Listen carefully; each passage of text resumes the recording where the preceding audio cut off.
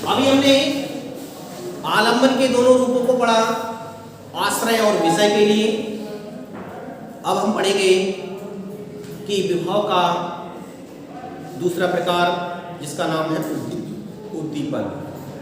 उद्दीपन का अर्थ ही होता है उद्दीप्त करना अर्थात बढ़ावा देना।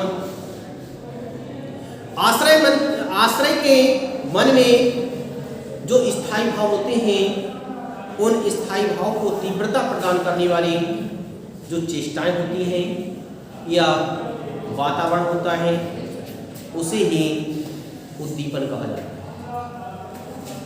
आश्रय के मन में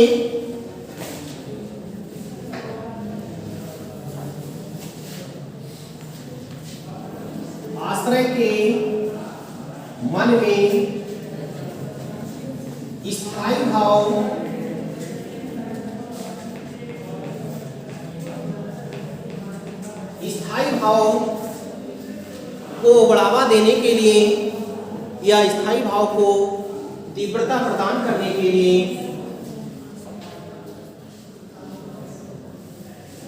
तीव्रता प्रदान करने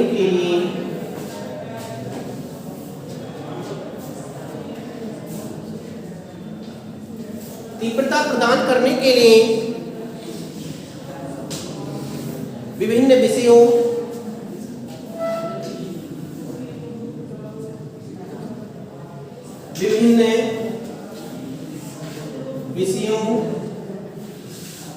चेष्टाओं और वातावरण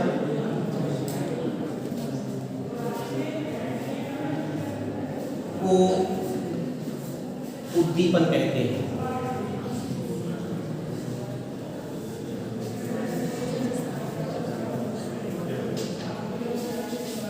इस तरह उद्दीपन का अर्थ ही होता है उद्दीप्त करना।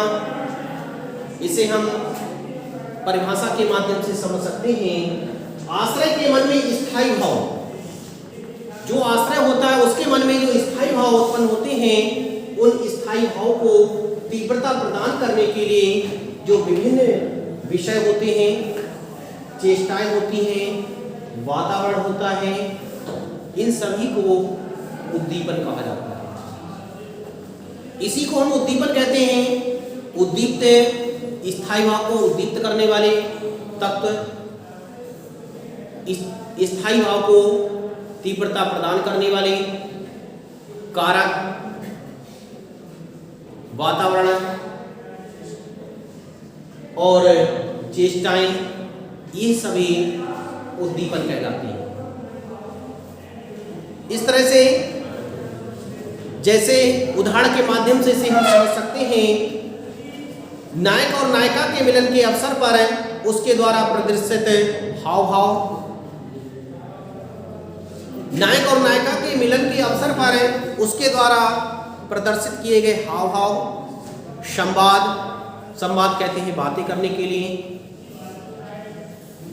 संवाद, परिवेश, सुखद वातावरण, सुंदर उपवन, शीतल पवन, यह सभी जो कुछ चेष्टाएं हैं, कुछ वातावरण है, यह सभी उद्दीपन कहलाएंगे, क्योंकि इनके कारण रस की अनुभूति हो रही है। रस का जो स्थायी भाव है उसे तीव्रता प्राप्त हो रही है। इन्हीं के कारण बातें करने से ही श्रृंगार रस की स्थायी भाव रति है, उस रति के लिए तीव्रता प्राप्त हो रही है। इसलिए यह सभी चेष्टाएं उद्दीपन कहलाएंगी। तो इस तरह से मैंने आपको आलंबन और उद्दीपन के विषय में समझाया। अब मैं आपको पढ़ाऊंगा रस का तीसरा अंग जिसका नाम है अनुभाव।